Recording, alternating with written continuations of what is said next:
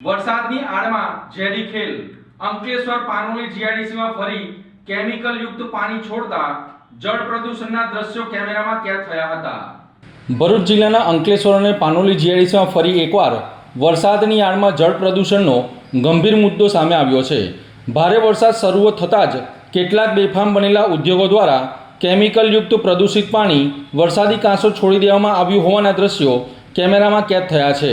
અત્રે ઉલ્લેખનીય બાબત એ છે કે થોડા દિવસો અગાઉ જ વરસાદી માહોલમાં જળ પ્રદૂષણ ફેલાવાના મુદ્દે ગુજરાત પ્રદૂષણ નિયંત્રણ બોર્ડ દ્વારા અનેક કંપનીઓને ક્લોઝર નોટિસ ફટકારવામાં આવી હતી।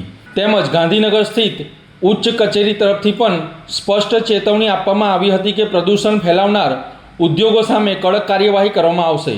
તેમ છતાં ભરૂચ જિલ્લામાં રેડ એલર્ટ વચ્ચે વરસાદ શરૂ થતાં જ કેટલાક ઉદ્યોગો ફરી બેફામ બની કંપનીનું કેમિકલયુક્ત પ્રદૂષિત પાણી વરસાદી નાળાઓમાં છોડતા હોવાના દ્રશ્યો સામે આવતા અનેકો સવાલ ઊભા થયા છે। જીપીસીબીના કડક વલણ અને સતત દેખરેખ છતાં કેટલાક ઉદ્યોગો નિયમોની અવગણના કરી પર્યાવરણ અને જળ સ્ત્રોતોને નુકસાન પહોંચાડી રહ્યા હોવાનું સામે આવ્યું છે।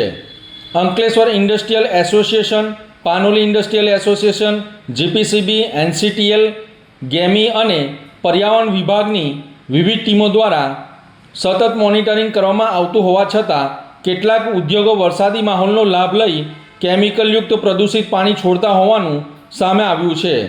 હવે સવાલ એ છે કે અગાઉ કાર્યવાહી અને ચેતવણીઓ બાદ પણ આવા ઉદ્યોગો સામે ક્યારે કડક અને અસરકારક પગલાં લેવામાં આવશે તેમજ પર્યાવરણને નુકસાન પહોંચાડનાર બેજવાબદાર ઉદ્યોગો સામે કાયદેસરની કાર્યવાહી ક્યારે થશે તે જોવું રહ્યું।